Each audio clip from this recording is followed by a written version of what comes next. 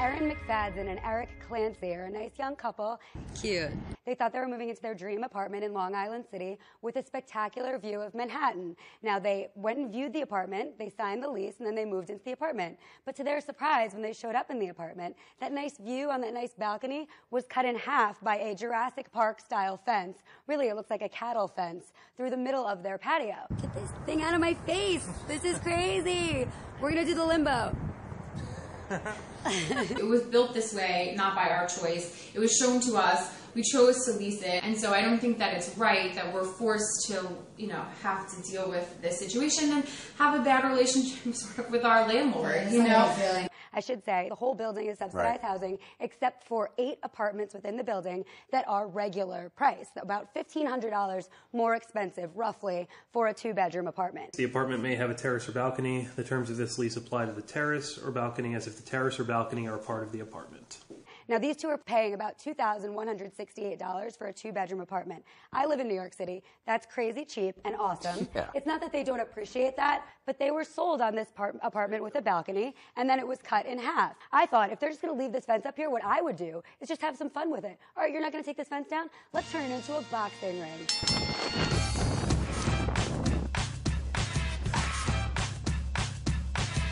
On every night, Monday through Friday, chasing. Check us out. That's what it reminded me of with those cordoned off areas. It really did. And then also I thought to myself, why not hang your dry cleaning up there so that it can dry?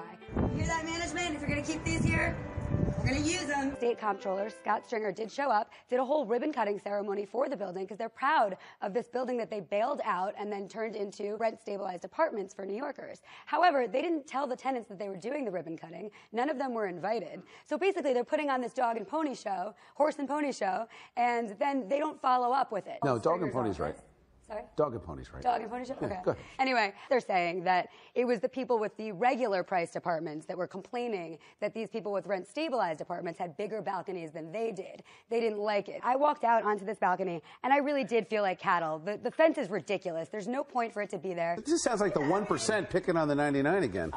You lost me at $2,200 a month, making you in the poor apartment district. Right. I think the issue here is if the landlords didn't explain it to them. I mean, you certainly can have different amenities for people who are paying different prices, but you can't spring that on them once they actually move in.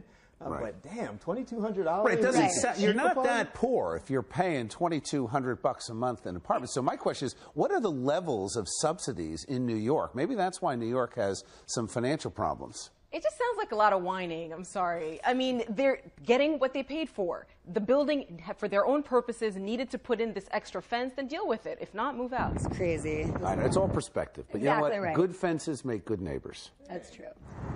Check that out. It's a pretty good shot.